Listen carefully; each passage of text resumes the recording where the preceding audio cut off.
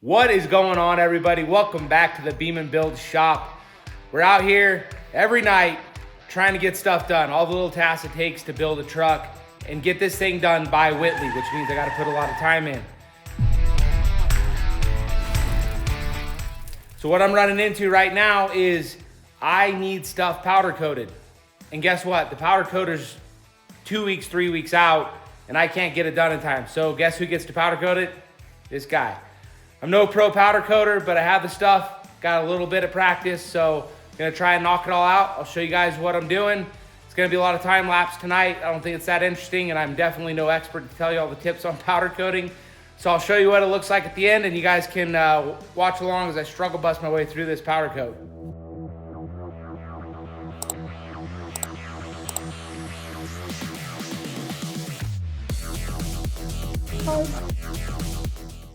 Well, learning lessons from powder coating. It's pretty fun. You gotta do prep just like you would paint. It's not very difficult to do, it's just super time consuming, and you get absolutely filthy, as you can see by the way I'm looking right now. I do wanna take you around real quick and just kind of show you what we got, because I thought it came out pretty freaking awesome. And again, I'm not claiming to be a pro powder coater by any means, but all these accent pieces came out really good. Very happy with them. This is actually my battery box.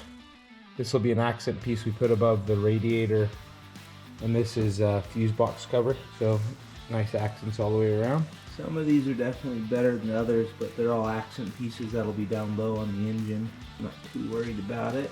So this is my this is a custom water tank I did for washer fluid, so you don't have that ugly plastic tank.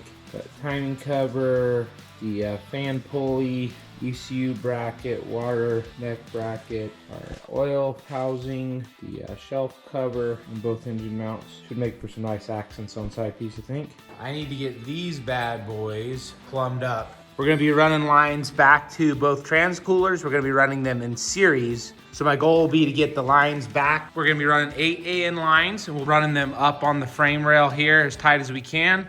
Okay guys, I thought I'd take a second and walk you through how I do AN lines.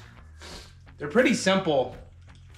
So the ones for like power steering and stuff are quite a bit harder, but the ones that are for fuel, and this particular line is actually for a transmission cooler, they're really easy. So I'll show you what I do.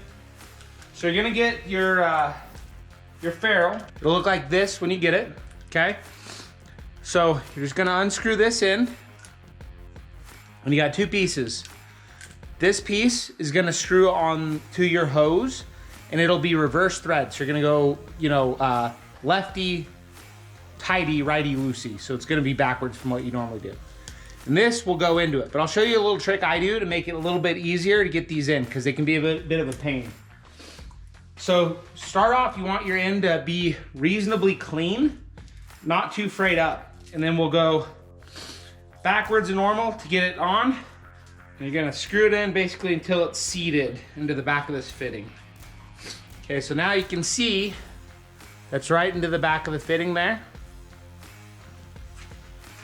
So I'll take a drill bit that's about the equal size to the inner diameter, because what happens is when you cut this, you get some frays, and that's what makes it really hard. So I'll go through with my drill bit and take out just a little bit of material right at the beginning to kind of taper that hose in. And then I'll take a little bit of whatever fluid is gonna be inside the line and just lubricate this fitting. And if you have soft jaws, it helps a bunch. I use my soft jaws. Obviously you can use, you know, a regular vise, or you can just use another wrench. I like to try and keep these from getting too marred up. So I'll put them in my soft jaws. You're gonna push down with a little bit of pressure. Get this to bite in so you can start screwing it in. Take your AN wrench if you have one. If you don't have one, you can use a regular chrome wrench is fine. You just might mar the surfaces up. I'm trying to keep this really nice since this is gonna be like a show truck. And then you'll just tighten it up. And then I have this thing about making my fittings even. There you go, one fitting. And I like my fittings to be even. I think it just looks better, especially if you have different colors. So that's just my own thing, but that's a really easy way to make these go in simple. All right, next step. So let's go on to cutting the line. I'll show you how I do that as well. So first thing I always do is I mark where my line needs to be cut. I just use blue painter's tape, tends to work pretty well. Then I'll chuck it up in my soft jaws again. Then I like to use a little cutoff wheel like this guy so I can get a nice straight cut. The straighter the cut, the less fraying, the easier it is to screw on the ferrule. So we're just gonna cut this guy. Okay, so now we're cut. And we're just gonna terminate this just like we did the other one. The last step, once you have your line fully built, is you're gonna blow compressed air through this line, because if you don't, you run the risk of having some material in there that's gonna either get into your transmission or your fuel system, and you don't want that. So these will be all wired on one switch up in the cab. We already ran some 8-gauge wire up front, and I ran that in the factory loom. You can kind of see over here, nice and clean in that factory loom. These guys should provide plenty of cooling for our trans, even if we're burning it down at a drag strip or something like that. So I hope this will do enough cooling. So what I ended up doing is I actually just utilized the, this cross member is where the spare tire would normally go.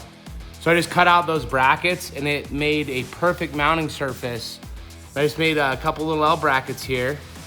You can see on both sides, and it mounted up perfect. These coolers are about the exact right size.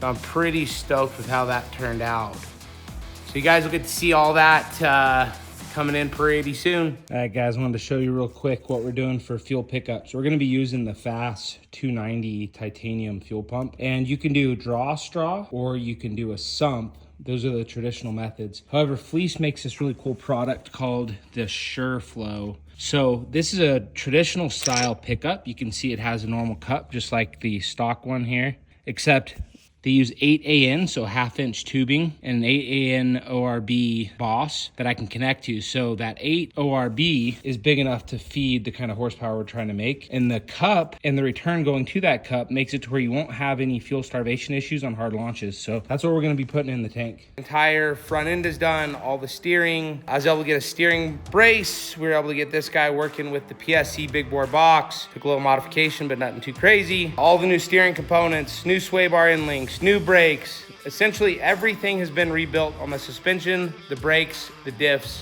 all that good stuff. So what we got going on right now, or just finished up, is I want to make sure my trans don't get hot. So we put in a couple of these trans coolers. These are 38 row trans coolers, double stack. I put 2 of them in series. They are all plumbed up. So you can see we have them in series here. Then all the way plumbed, we have our sexy FASS 290. I do have my pressure sensor already installed here and the wires ready to go. And all the plumbing's been done to our Fleece SureFlo kit. So this is all 8 AN stuff, so 1/2-inch line should be enough to support our horsepower goal. And then I have done AN clamps pretty much everywhere on these lines, trying to make them as nice as possible. So everything's run up to the engine bay, ready to go there.